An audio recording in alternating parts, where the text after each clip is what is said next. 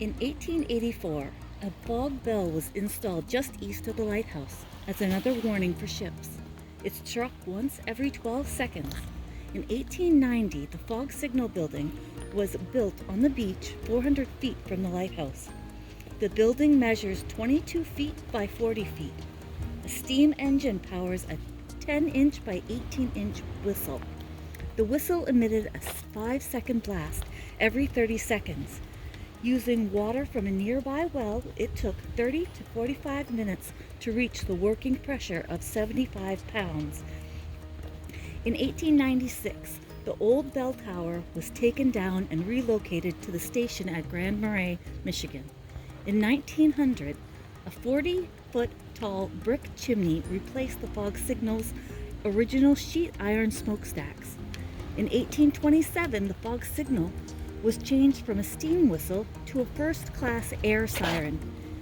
In 1933, the fog signal was again changed, this time to a Type B air diaphone. Electricity provided by generators powered the compressors in order to operate the diaphone.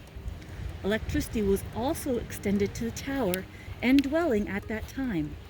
In 1963, Point Iroquois Lighthouse and fog signal were deactivated.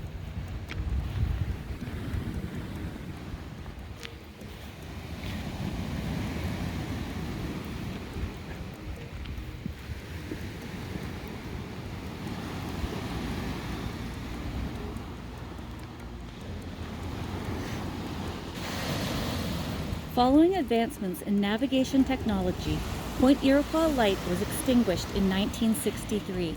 A few years prior, the Canadian government had established an automated light, the Gros Cap Light Station, in Lake Superior 2 miles northeast of Point Iroquois on the international border. With the activation of that navigational aid, Point Iroquois Light was rendered obsolete.